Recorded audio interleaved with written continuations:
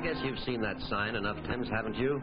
Any bar or club that sells liquor by the drink or any retail store beverages is sure to have it in a prominent place. Bud and Jack went in to buy a case of beer for a picnic, and right now they think it's pretty unfair that they can't walk into a store like anyone else and buy liquor just because they're underage. Oh, that's me, incidentally, Tom Ullman. I'm a sports reporter on the city paper. The boys want me to take their money and buy their drinks for them. No deal.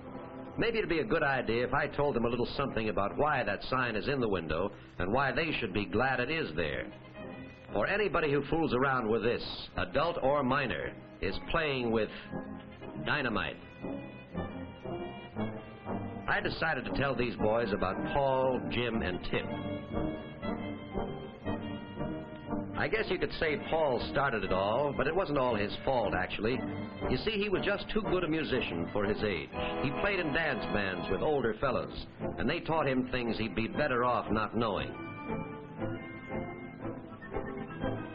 Jim had the richest father in town, and Tip, well, Tip was captain of the basketball team, all state the year before. They saw something funny in the way their friend Paul was acting as soon as he joined them. According to Paul, it's no fun drinking alone. He wants company.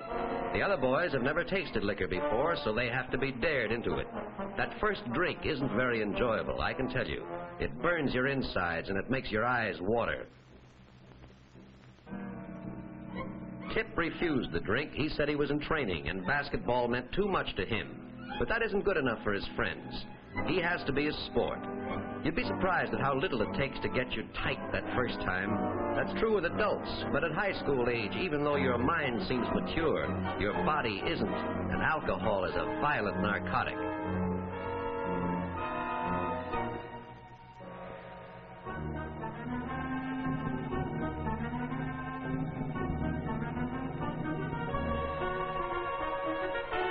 Ever wonder what alcohol does to the human body, aside from making the owner of it act like this? Well, let's take Paul as an example, since he started all this anyway. Anthropologists say that what distinguishes man from the lower animals is his power of reason, a power found in the portion of the brain called the frontal lobes. Well, when a drop of alcohol gets in the blood, that's right where it heads for, the frontal lobes. Almost as if its aim in life was to transform man back into an animal, to take away the reasoning powers and self-controls, or, to use a highbrow word, inhibitions that make that human society possible. What would happen if the bottle weren't empty, if the boys could go on drinking? Well, alcohol doesn't stop after knocking out the frontal lobes. It starts in on the whole nervous system and eventually affects every function of the body. How much alcohol does this take? Well, suppose there are 3 or 4 drops of alcohol for every 1,000 drops of blood. Then the drinker looks like this, only half conscious, hardly able to stagger, hard to breathe. If he keeps on drinking and the concentration reaches 4 to 5 drops, he ends up like this. And that's fortunate in a way, because if he was able to lift his hand for another drink, the undertaker would have another customer. You see, all it takes is 5 drops of alcohol for every 1,000 drops of blood, a half of 1%. And brother, you're a dead duck.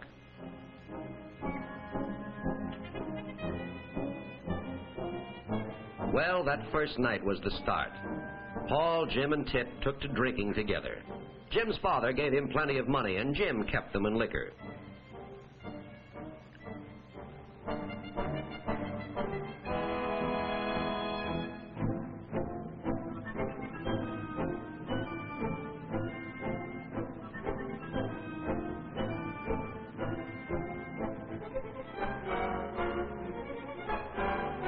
Fortunately, a patrol car spotted Jim going through a stop sign, and he is picked up on suspicion of drunk driving.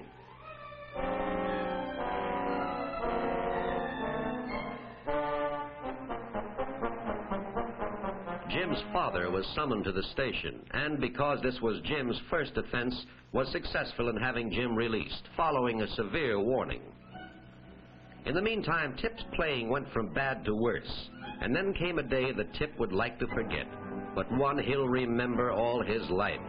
He was kicked off the basketball team.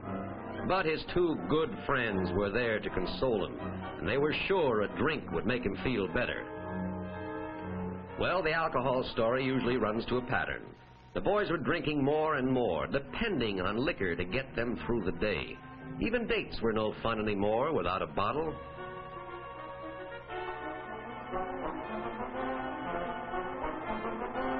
Naturally, what the waiter is doing is reminding them that he has a sign in his front window, too. We do not serve liquor to minors. But Jim had thought of that.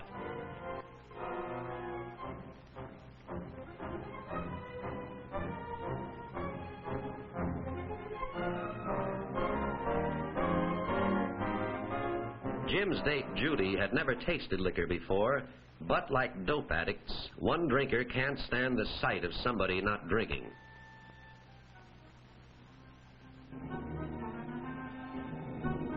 And soon, Judy catches the spirit of the thing.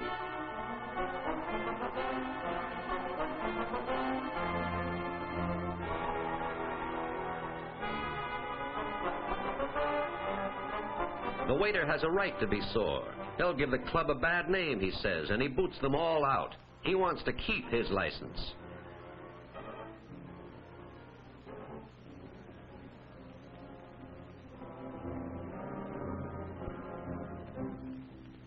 The boys can't understand Judy. Only 2 drinks and look at her. But it's really very simple. Tolerance for alcohol varies from person to person. Judy is one of those on whom it acts like a deadly poison.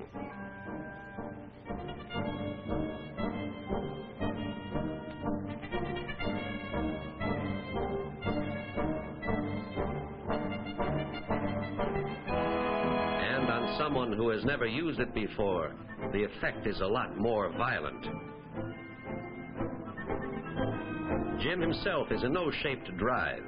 Right now he wishes he'd taken just one less drink.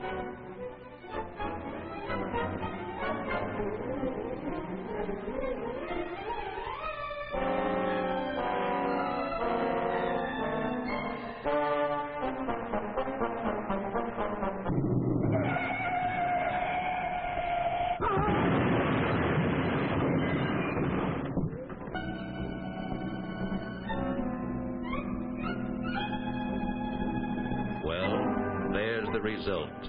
Just another victim of a drunk driver. One of the estimated 10 to 20,000 last year alone.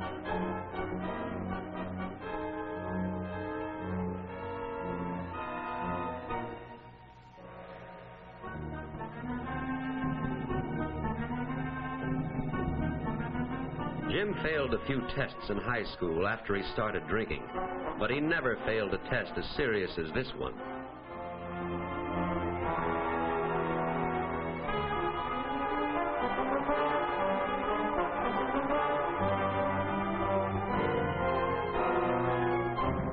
Jim went to jail with plenty of time to think. Well, what happened to the 3 boys after the accident? Paul was almost a complete alcoholic for a while, but then he became one of the youngest members of Alcoholics Anonymous, and now he has a chance to save himself. Jim never got over that accident. When he got out of jail, he went back to drinking and ended up on Skid Row, a hopeless derelict. Tip, the 3rd boy, realized at the scene of the accident that he was playing in the wrong league. Right then, he made a vow never to touch a drop of liquor again, and he hasn't. How do I know? Because Tip is my son. Why did Americans in 1 year spend $2 billion more for liquor than for all education? That's a tough one to answer. When a man can't or thinks he can't measure up, he looks for a crutch, something to help him. He takes a drink. Alcohol deadens the part of the brain that holds his worries and responsibilities, and he thinks it's helping him. But instead of helping him, every drink gives him that much less chance of ever being able to get along, and his crutch ends up by destroying him. Now, if a mature adult admits his failure as a man or woman by resorting to alcohol, what about the boy or girl who never gives himself a chance to learn to adjust without liquor? He's licked before he starts. So that's why you see that sign in the window, and that's why every boy and girl should be glad that somebody put it there. Because alcohol is dynamite.